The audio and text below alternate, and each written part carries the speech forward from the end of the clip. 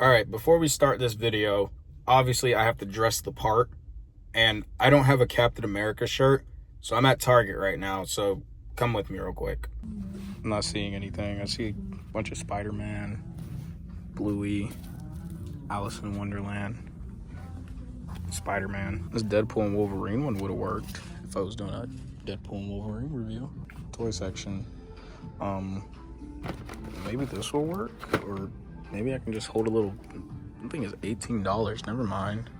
What if I just walk around with Hulk Fist? Will that do?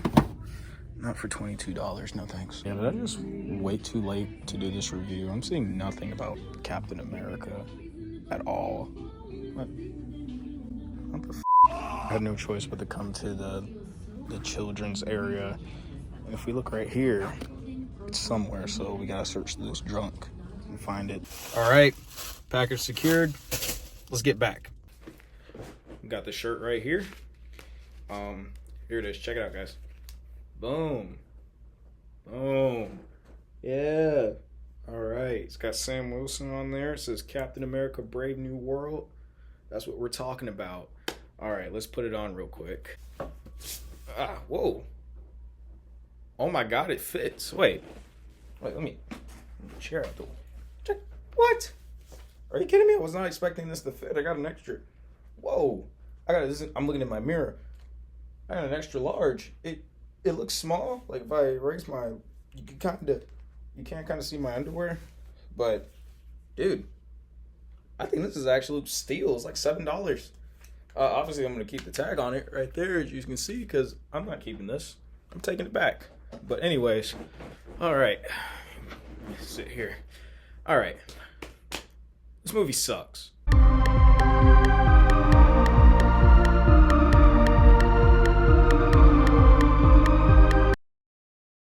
This video is brought to you by Hellscape Trigger, a novel written and published by yours truly. An updated version of my book is coming soon, so subscribe for more information. Oh, okay, no. This movie doesn't suck. I'm just disappointed with it. If we're gonna go into this review, let's just talk about some of the things I liked. So, the opening scene was a little bit nice. It's the point where we get introduced back into like the government military aspects of the MCU. I guess that was kind of cool. Just the action was really good in that scene, or in those parts. And I guess the action in the entire film is really good. I feel like this is I wouldn't say this is some of the best action we've gotten in the MCU, like a lot of people are saying, but it is pretty decent action for what we've gotten recently. You know what I'm saying? That's about it, guys. That's about it. The movie feels very empty. It just, there's no heart in it. It just feels safe. And I just feel like this has to do with like the reshoots. Apparently Seth Rollins was supposed to be in this film. Where'd he go? I was really hyped to see Seth Rollins. You know, I'm a Seth Rollins fan. He was supposed to be a part of the Serpent Society, but a lot of that got canned and just kicked out and replaced with like Hulk villains. This is like Discount the Incredible Hulk 2, it feels like. Yeah, I don't know where Seth Rollins was. And I just feel like the reshoots made this movie feel as if they're like two different films that just got mushed together. Let's start off with Sam Wilson. He's not a good Captain America in this film. I feel like this is the weakest that we've seen Sam Wilson when it comes to his appearances in The Winter Soldier, where he was first introduced, to Infinity War, though he was rarely in it, to Civil War, to Falcon and the Winter Soldier. I got those out of order, but you know, from those points to now, I feel like this is the worst that we've seen him, which sucks because this is his solo film. There's just no charisma. He has no charm in this film. He's basically just this insert character that explains the plot and is there when the plot needs him. Most of his dialogue is just him. Again, it's just him spilling the plot. There's some points where they're trying to bring in some of his character from the original films that he was in, but it just doesn't work. It just feels unnaturally shoehorned in there. I don't know how people expect him to lead an entire Avengers film like Chris Evans' Captain America does. I highly doubt that he is. I mean, it just really depends though, because I feel like he can, but if they're gonna write him how they wrote him in his own solo film, Go ahead and cut that out. I don't really think he can do it. He's just as dull as ever in this film. I'm sorry to say it. I don't really mean to be mean. I like Anthony Mackie. Maybe one day I can meet him and he can, I can share a photo with him. Gently walk up to him. Oh my God, I'm so sorry to bother. Tell me why Anthony Mackie did this. No. Just joking. We love Anthony Mackie here. But anyways, there's not a single stake for this character. Apparently there's a conflict of him wanting to take the super soldier serum, which I believe was already a thing in Falcon and the Winter Soldier. Why did we just backtrack like that? There's a point where he's in the room with Bucky after the new Falcon. I forgot his name. I don't really care. More on that later. But he's in the room with Bucky and he's basically like, dang, I failed. I should have took the super soldier serum. I should have just took it. And up until that point, there's never really any visual evidence to where he needs to take it. There's points where he is fighting the Hulk with no problem. He stops the Hulk from hitting these people with a flagpole, just with his hands, no shield. And I guess watching it, you can see him swoop around and the momentum kind of like clashes like that, but it still doesn't make any sense. It's the Hulk. It's a red version of the Hulk. Sam Wilson is just a normal guy with wings. He should have went flying. Like, it's not like he has a full suit of armor. His arm should have been shattered, or he should have just went flying away. It doesn't really make any sense to me. Even if you are going to do something like this, he should take some damage. He blocks a flagpole from the Hulk like it's nothing. Like, at least have his arm break or something, man. And a lot of people will be like, oh, it's just a comic book film. It's a comic book film grounded in realism. That's what made the MCU so popular, is that this stuff could exist in the real world. That's why people like the MCU, is because they see these films and they're like, oh, it's these comic book films in real life. And again, like, you can bring up the argument, oh, it's a comic book film. It's the same world where gods exist. In the same film, there's literally a big giant creature in the ocean. But even then, like, don't insult my intelligence. Like, that doesn't really make sense to me. You know what I'm saying? It has, some things have to be grounded in realism and have some realistic physics come into it, if that makes sense. Like that, him just stopping the Hulk just like that makes no sense to me. It doesn't make any sense. Nothing that led up to this point in the film alluded to that. Little tangent there. Again, he fights the Red Hulk, no problem. He rides a fucking missile. He just surfs on a missile, no issue. And he clears rooms filled with armed guards like it's nothing. But for some reason, he needs the super soldier serum at this point. Okay, it would make sense for him to say this if he was getting his ass kicked the entire film. Like, he's barely making it out of fights. But literally, I love that opening scene, but he's clearing rooms. He's clearing rooms like it's nothing. And you're expecting me to think, oh, he needs the super soldier serum. He's not strong enough. Dude, come on now. Like, his first introduction, he lands from he literally crashes down from wherever he is, thousands of feet in the air, probably where, like, jets and stuff fly up, or planes in general fly up. He crashes down, no issue, to the point where he breaks the sound barrier. He lands down, no issue. His knees aren't shattered, nothing. And that's another thing. This film, the plot with Captain America makes no sense. There's this, I know there was a whole controversy about Anthony Mackie where he was ranting about how Captain America doesn't represent the American government, which he doesn't. Captain America represents the dream. Like, hell, all of Captain America's films in the MCU, he's gone against the government. There's never a film where he's aligned with the government. Hell, he spent years being a fugitive from Civil War to Infinity War. So that should tell you that, you know what I'm saying? I don't understand how Anthony Mackie goes on this rant about how Captain America is anti-establishment. He supports the dream, no matter what it is. If the government does this and he doesn't like it, he's going against the government. But in this film, he spends the entire movie working with the government. Make it make sense. They try to hammer this point that if Thunderbolt Ross is like this horrible person, like he's just terrible, you know what I'm saying? And they're gonna keep hammering this point, like he's not who you think he is. He's a bad guy. But throughout the whole film, Captain America's still working with him. Sam Wilson is still working with him, no issue. You know what I'm saying? There's a point where I think they want to arrest, I think his name is Isaiah Bradley. They want to arrest the original Captain America for trying to assassinate Thunderbolt Ross. And Sam's like, no, we're not going to do that. And this kind of kicks off the whole point of the film, basically, where they're basically trying to figure out why Isaiah Bradley attacked Thunderbolt Ross. And later on, Sam Wilson comes back and he's continuing to work with the president. And I'm just like, what in the world? The president's trying to arrest your homeboy. You should be going against this. You should be going in the steps of the original Captain America, who was a ride or die for Bucky. He was going against everyone. He went against his friends to protect Bucky. Why aren't you doing that for Isaiah Bradley? But maybe I missed something with that, because that just went over my head. That point of the film just made no sense to me at all. And I also just hate how they try to get me to sympathize with Thunderbolt Ross, like he misses his daughter. Oh, he's not who you think he is. He's actually a good guy at heart. That's not Thunderbolt Ross, man. Come on now. Thunderbolt Ross is an asshole. He's a dictator-esque general. You know what I'm saying? Why is he just not the main villain of the movie? You know, like a corrupt president? I guess that's kind of too realistic as of right now in this day and age. And that's probably why these reshoots became a thing, because they wanted to play it safe, which is just like, why? There's no spine, there's no backbone. That whole rant that Anthony Mackie went on about Captain America is for the people, he's for the dream, just to release this film where he's not for that at all. He's for the government for the most part. Honestly, if I was writing this film, I'm making Thunderbolt Ross an absolute monster, just how he is in the comics, just how he was in The Incredible Hulk. He's a monster. The Serpent Society, which should have been the main villains of this film, are going to be the main villains of the film that I'm writing, and they want to attack the president, but Thunderbolt Ross isn't going for it. So he intentionally takes the gamma pills, whatever turned him into the Red Hulk. He essentially takes it.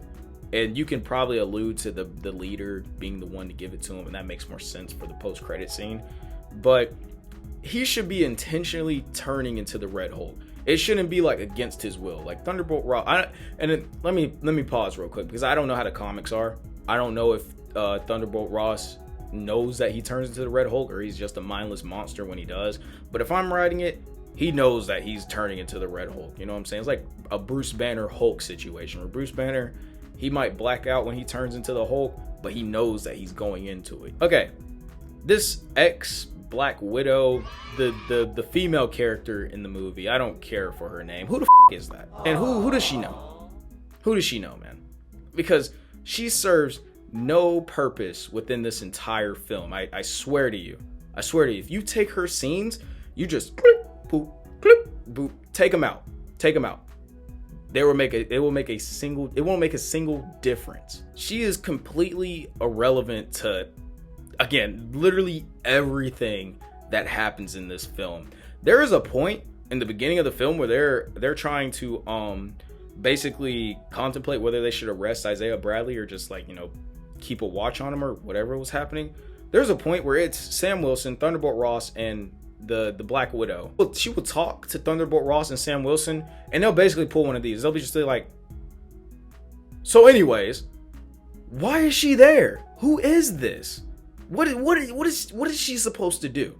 And without getting too deep into the drama behind the actress, because I know nothing about it, I guess I should do more research. As of right now, I haven't. I don't really know what she's done. I know she's gotten a lot of controversy, or her character that she was originally supposed to play did, until they rewrote her, and you can tell it's just half. Why just not take her out the entire film? She serves no purpose. Why is she even there? You know what I'm saying? Like, where's my boy Seth Rollins? You could have put Seth Rollins in that position. I feel like it would have been more significance because it's Seth freaking Rollins, no pun intended. Again, there's really no aspect to her being in there. If there is an aspect, she's the worst. Literally the worst. She tries to, like, quip and make this joke about wanting to date the Winter Soldier, but it just, you just kind of groan at it, because you're just like, what are you doing here? Who are you? Who are you? What is your significance? What is your purpose? Why are you here? What are you going to do later on in the film? She does absolutely nothing later on in the film, by the way. She's just there. Just a horrible insert, whatever this was. I don't know if it was a self-insert. I don't know if it's just like oh, put my daughter in this film and you can have money or something like that. I don't know, but she doesn't need to be in this film. Don't put her in future MCU films. Kill her off. All right, the new Falcon. I don't care. I'm sorry. I just don't care. Oh, I mean that's it. That's what's in my notes. I have nothing else to say. I just don't care. Why are we? One of my things, I don't really care if he's in future films because he's funny. You know, he got a chuckle out of me. But as for like a character in general, I don't really remember him in Winter Soldier or Falcon in the Winter Soldier. I just don't care, man. I just don't care. That's literally it. I mean, don't try to make this Falcon thing. Don't make it a whole thing. Like, don't give this man his own show because he's very one-dimensional. He's just there for comic relief. That's literally it. And he seems to be good at everything. That's it. Besides the point where he gets blown up and nearly kills himself. But even then, like, they have to tell you that he nearly killed himself. Like, you think, I thought he was fine when he got blown up by the missile. I thought he was fine. Because he's shown to be invincible up until that point. But whatever, I don't care. He doesn't need to be in the film. Treat him just like the ex-Black Widow. They don't need to be in the film. All right, the leader. He's just Baron Zemo, except green. He's literally just green Baron Zemo. The plot that Zemo had to basically tear people apart within is basically what the leader is doing. The same corruption plot. That is it. It's the same thing that Hydra did. Or was it Hydra? It was Hydra. It's the same thing that Hydra did. Same thing that Baron Zemo did. It's the same thing that I believe Ultron tried to do. And it's the same thing that the leader is trying to do. I just don't understand why we have so many Hulk villains in this film with no Hulk. Not even a Bruce Banner cameo. We have all these Hulk characters coming in. The Bruce Banner's love interest from the Incredible Hulk makes a cameo in this film. But there's no Bruce Banner. What is this? I just feel like this film should have been a Serpent Society film. I feel like the leader post-credit scene was an actual like a jaw-dropping, oh my god, that's the leader post-credit scene. Like, you included him in the entire film, and then you introduce him in the post-credit scene, and he's like, something big is coming, you don't know. Worst post-credit scene ever. That's right behind Vulture appearing in the Sony universe in Morbius, where he's like, I don't know how I got here, but I think it has something to do with the Spider-Man. That's terrible. That's bad. The movie just feels like two different films, man. I'm sorry. That's not his name. Juan Carlo Esposito apparently got added last minute, but it feels like he was supposed to be there the entire time. He could have been an amazing main villain. Like, he plays a good villain. We've seen him in The Boys. We've seen him in Breaking Bad. We've seen him in The Mandalorian. And some might argue that he plays the same type of villain in all those, but it doesn't matter. If it's not broke, don't fix it. You know what I'm saying? It's good. It's good. I don't understand why Marvel keeps wasting these A-tier actors in these movies. Like, you had Christian Bale as Gord the God Butcher. That's Thor's final boss, essentially. He's a God Butcher. Thor is a god. Thor's whole life has been around gods, and this guy's sole purpose is a God Butcher. That's his occupation. Oh, my name's Gore. What do you do? Oh, I'm a God Butcher.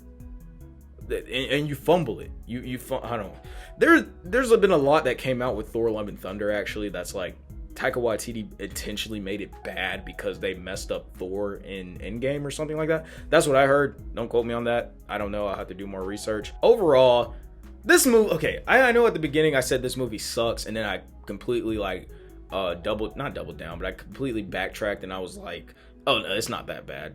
That point still stands. It's not a bad film because if you guys haven't seen it, check it out right there. My 3-day cruise. During the cruise, they were playing it in the theater, in the little movie theater they had, and I checked it out again.